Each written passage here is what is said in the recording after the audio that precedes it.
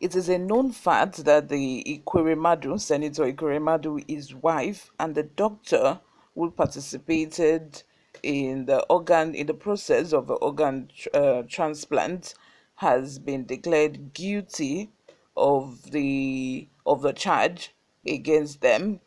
Not only that, the proper sentencing has been adjourned till May 5, but today is just the second, and it was so shocking to learn that they've been sentenced to 10 years imprisonment, both Ekweremadu himself, the wife, and the doctor. Wow. Is this actually true? Is it possible that probably they could not wait till May 5 for the sentencing and they've just been sentenced today? We are going to get into all that in a bit, but before we do so, if you haven't subscribed to this channel, please do well to subscribe, turn on the post notification bell so that you can be the first person to get notified whenever we upload a new video. Help us grow this channel as well by giving this video a massive thumbs up so that it gets recommended to other YouTube viewers all around the world. Lastly, please leave your comments in the comment section. Without further ado, let's delve right into the details of today's news. Hours after news broke out that Ekweremadu has been sentenced to 10 years imprisonment in UK, see shocking discovery.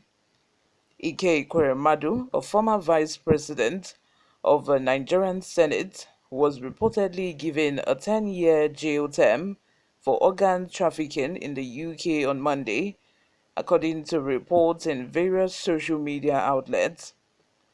Ayekoto Akindele, a Twitter user with more than 232,000 followers, alleged in a message that Ekweremadu sentenced to 10 years in UK, possible 5 Nigerian years. Many Facebook users, including well-known radio host Daddy Freeze, asserted in a similar manner that the high-ranking Nigerian senator, who was recently found guilty by a UK court alongside his wife and a doctor, received a 10-year sentence for the crime. Senator Ekweremadu sentenced to 10 years in UK prison. This makes no sense, said Daddy Freeze in the description of a live Facebook video on Monday. According to reports, Sonia Ekweremadu, the politician's daughter from Enugu, has renal failure needs a transplant to survive. After a 6-week trial, the Central Criminal Court of England and Wales, also known as the Old Bailey, found her parents and the doctor guilty. However, they were not immediately sentenced. The Whistler's investigation, carried out on Monday, revealed no proof to back the assertion that the Senator Ekweremadu had received a 10-year prison term for the cited UK court. This assertion is unsupported by any reliable news reports or official declarations, and a check of the UK court system and significant UK news sources turned up no information about any such judgment against the Ekweremadus. Additionally, no public statements about the alleged sentence were made by official information sources of the Nigerian government. According to a story in the UK Guardian, from the day of the trio's conviction in March, Justice Jeremy Johnson set May 5, 2023 as the date for their sentencing. Meanwhile, despite the fact that the UK Modern Slavery Act calls for imprisonment for a term not exceeding 10 years for such an offence, reports that the trio has already received a sentence were untrue. I don't know where people find, this kind of news. It's not possible for the UK court to decide that they are no longer going to wait until the slated date, which is May 5, to now just do the sentencing yesterday, which is on Monday. I don't think that is possible. Let me have your thoughts and opinions in the comment section, guys. But gradually, Ikurimadus are getting closer and closer to prison. I'm very sure that since they were found guilty, they are going to be sent to prison. Obviously, the number of years they are going to spend in prison, we do not know, but they are surely going to go to prison. And I can't help but, just oppose this with the kind of situation that we have or that we have running currently in the country.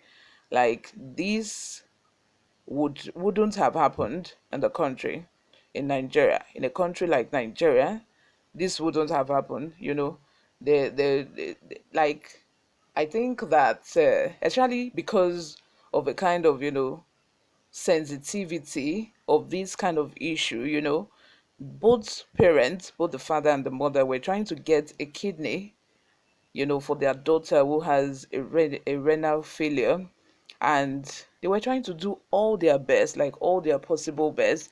I feel if this happened in Nigeria, you know, sentiment will just overcloud everything, and emotions and sentiment would overcloud everything, and there might not actually be a sentencing, because you cannot fault the father for looking trying to save the doctor, neither can you fault the mother for trying to also save their daughter. But the way and the means in which you know they carried out the matter was the problem.